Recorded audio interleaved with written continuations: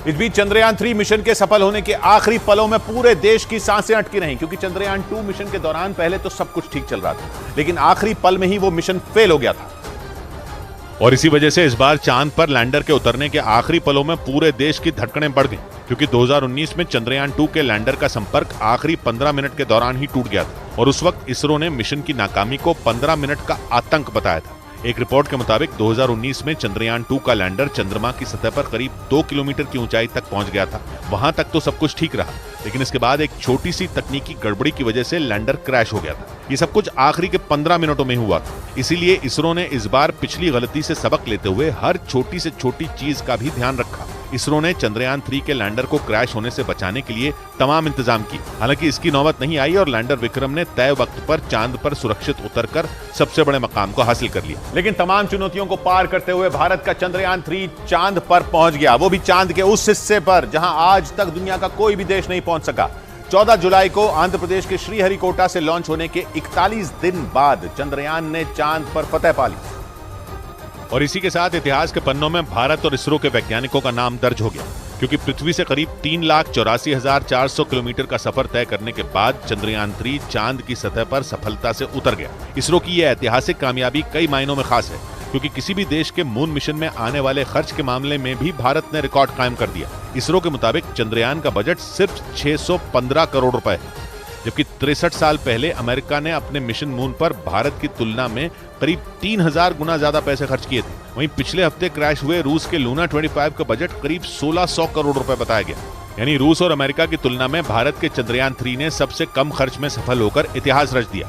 इस बीच चंद्रयान 3 मिशन को सफल बनाने के लिए इसरो के वैज्ञानिकों ने पल पल पर नजर बनाए रखी। इसी वजह से भारत ने पहली बार चांद के दक्षिणी ध्रुव पर कदम रखा, जिसका सपना अमेरिका, रूस और चीन समेत दुनिया के कई देश देख रहे थे। लेकिन चांद के दक्षिणी ध्रुव पर पहुंचकर भारत इन सभी देशों से काफी आगे निकल गया। इस मिशन को सफल बनाने के लिए इसरो के वैज्ञानिकों ने पल पल पर अपनी नजर बनाए रखी। खासकर लैंडर विक्रम के चांद की सतह पर उतरने के आखिरी पड़ाव पर वैज्ञानिकों ने अपनी पूरी ताकत लगा दी। उन्होंने बिल्कुल सही समय पर लैंडर विक्रम को चांद की सतह पर लैंड कराने की कमांड दी। मिशन के पूरा होने के लिए ये सबसे अहम पड़ाव था, क्योंकि सही वक्त पर कमांड मिलने पर ही लैंडर विक्रम चांद की कक्षा से उसकी सतह पर उतरने के लिए नीचे आया। ये बेहद जटिल प्रक्रिया थी, जिसे इसरो के वैज्ञानिकों ने पूरी तरह सफल बना दिया।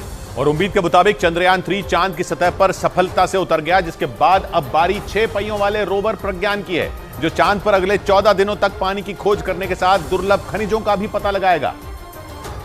क्योंकि इसमें लगे नेविगेशनल कैमरे और सेंसर चांद की सतह की हर तस्वीर और जानकारी विक्रम लैंडर को देंगे, जिसे विक्रम लैंडर सीधा इसरो को भेजेगा। ये वो डेटा होगा जिससे चांद के दक्षिणी ध्रुव से जुड़े रहस्यों को सुलझाया जा सकेगा। चंद्रयान 3 मिशन की कामयाबी पूरी तरह रोवर प्रज्ञान के 14 दिनों के काम पर निर्भर होगी। इस दौरान जैसे जैसे प्रज्ञान चांद की सतह पर आगे बढ़ेगा, भारत की पहचान चांद की सतह पर दर्ज होती जाएगी। क्योंकि रोवर के पहियों से राष्ट्रीय चिन्ह, अशोक स्तंभ और इसरो के लोगों की छाप चांद पर पड़ती जाएगी। अगले 14 दिन के दौरान प्रज्ञान एक सोलर पैनल के जरिए खुद ही चार्ज होगा, जो 50 वॉट तक बिजली बना सकता है। मतलब ये कि अपना काम करने के लिए जरूरी बिजली भी प्रज्ञान खुद ही बनाएगा। यही नहीं, रोवर प्रज्ञान चंद्रमा के उन रहस्यों से भी पर्दा उठाएगा जिनसे दुनिया अब तक अनजान रही, क्योंकि भारत के चंद्रयान 3 का रोवर चांद के उस हिस्से में पहुंच गया जहां दुनिया का कोई भी देश नहीं पहुंच सका। चांद की सतह की मिट्टी का सैंपल लेने, बर्फ का पता लगाने, वहां के मौसम का हाल जानने में रोवर प्रज्ञान पूरी तरह सक्षम बताया गया। क्योंकि इसरो के वैज्ञानिकों के मुताबिक रोवर प्रज्ञान को बेहद आधुनिक बनाया गया है।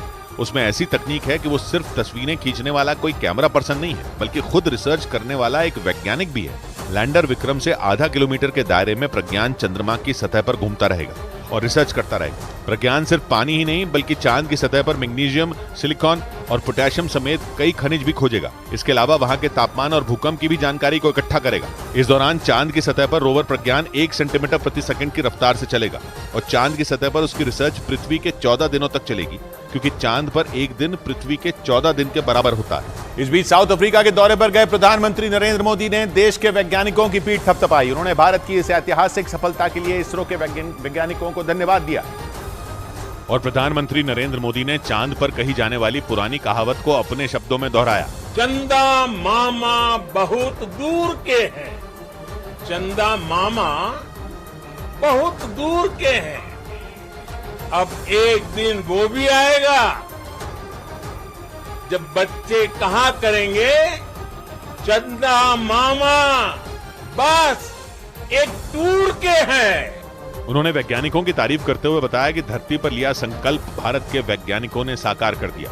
अंतरिक्ष में हिंदुस्तान की सबसे बड़ी छलांग के मौके पर प्रधानमंत्री मोदी वीडियो कॉन्फ्रेंसिंग के जरिए दक्षिण अफ्रीका से लगातार इसरो की टीम से जुड़े रहे। इस दौरान उन्होंने लैंडर के चांद पर उतरने की पूरी प्रक्रिया को जोहानिसबर्ग में बैठकर देखा और जैसे ही लैंडर विक्रम ने चांद की जमीन को छुआ, प्रधानमंत्री ने भी हाथ में तिरंगा लेकर भारत की इस कामयाबी का जश्न मनाया।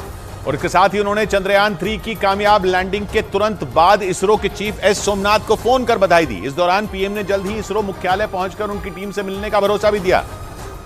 और इस दौरान प्रधानमंत्री काफी खुश दिखाई दिए। लैंडर के चांद की सतह पर उतरने के बाद इसरो चीफ स्टेज पर आकर वैज्ञानिकों की हौसला अफजाई कर रहे थे। उसी वक्त उनके पास दक्षिण अफ्रीका से प्रधानमंत्री का फोन आ गया। आपको, आपकी पूरी टीम को बहुत बहुत बधाई। जल्दी मैं आप सबको रूबरू में भी बधाई दूंगा। इसरो चीफ एस सोमनाथ ने भी प्रधानमंत्री की तारीफ की। Congratulate all of us and said that we would like to come and personally congratulate each one of us. प्रधानमंत्री ने इसरो चीफ को यह भरोसा भी दिया कि अंतरिक्ष में भारत के कदम अब और तेजी से बढ़ेंगे। उधर इसरो के वैज्ञानिकों के मुताबिक चंद्रयान 3 मिशन के तहत लैंडर विक्रम को चांद की सतह पर उतारने के लिए 20 जगहों का चयन किया गया था। चांद पर पहुंचने के किसी भी मिशन में लैंडर को सुरक्षित तरीके से उतारना ही सबसे बड़ी चुनौती होती है, क्योंकि जरा सी चूक या कोई भी गलती पूरी मेहनत पर पानी फेर देती है। चंद्रयान 2 मिशन के साथ ऐसा ही हुआ था, जब लैंडर चांद की कक्षा में तो पहुंच गया था, लेकिन लैंडिंग के वक्त वो क्रैश हो गया। इसरो के वैज्ञानिकों के मुताबिक इसी वजह से इस बार 1-2 नहीं बल्कि 20 जगहों का चयन पहले से ही कर लिया गया।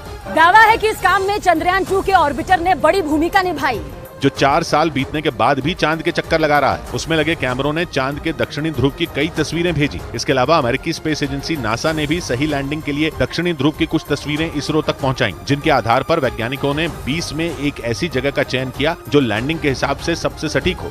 इधर भारतीय स्पेस एजेंसी इसरो के मुताबिक लैंडर विक्रम के चांद पर उतरने वाली जगह का चयन कई बातों को ध्यान में रखकर किया गया था।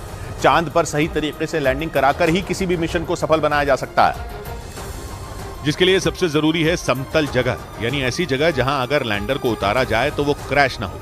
चंद्रयान 2 मिशन में यही गलती हुई थी। उस वक्त तकनीकी गड़बड़ी से सॉफ्ट के बजाय लैंडर की हार्ड लैंडिंग हो गई थी, जिससे लैंडर ने काम करना बंद कर दिया था। इसे ऐसे समझिए कि लैंडर को चांद की कक्षा से उसकी सतह पर सही तरीके से उतारने की कोशिश की जाती है, ताकि लैंडर से रोवर को बाहर निकलने में कोई परेशानी ना हो। इसरो के मुताबिक 2019 के उस मिशन में लैंडर को चांद पर उतारने के लिए आधा किलोमीटर की लंबाई चौड़ाई वाले दायरे का चयन किया गया था, जबकि इस बार लैंडिंग के लिए वैज्ञानिकों ने 4 किलोमीटर की लंबाई और लगभग 2.5 किलोमीटर की चौड़ाई वाले सुरक्षित इलाके का चयन किया, जिसमें न तो कोई गड्ढा है और न ही ऐसा हिस्सा जहां सूरज की रोशनी न पहुंचती हो, क्योंकि रोवर प्रज्ञान वहां सूरज की रोशनी से ही काम करेगा। उधर भारत की स्पेस एजेंसी इसरो के अलावा भी दुनिया की कई स्पेस एजेंसियां चांद पर भविष्य की तलाश में जुटी हैं। चांद की सतह पर अब तक सिर्फ भारत, अमेरिका, रूस और चीन ने ही सॉफ्ट लैंडिंग कराने में सफलता पाई है। लेकिन इन देशों के अलावा कई दूसरे देश भी इस रेस में मौजूद हैं, जो चांद पर पहुंचने के लिए अपनी पूरी ताकत लगा रहे हैं। अंतरिक्ष विशेषज्ञों का दावा है कि पृथ्वी और ब्रह्मांड के रहस्यों को जानने के लिए चांद पर पहुंचना बहुत जरूरी है। अमेरिकी स्पेस एजेंसी नासा के मुताबिक चांद पर पहुंचकर ही इंसान सौर मंडल के दूसरे हिस्सों और उससे आगे का पता लगा पाएगा। यही नहीं, चांद पर पानी की मौजूदगी और इंसानों के रहने के लिए वातावरण है या नहीं, इसकी भी जानकारी वहां पहुंचने के बाद ही मिल सकेगी। इसलिए कई देश चांद पर पहुंचने की होड़ में हैं। हालांकि वहां तक अब तक सिर्फ अमेरिका ही इंसान को भेज पाया है। 1969 में अमेरिका के अपोलो मिशन के जरिए नील आर्मस्ट्रांग ने चांद पर पहला कदम रखा था।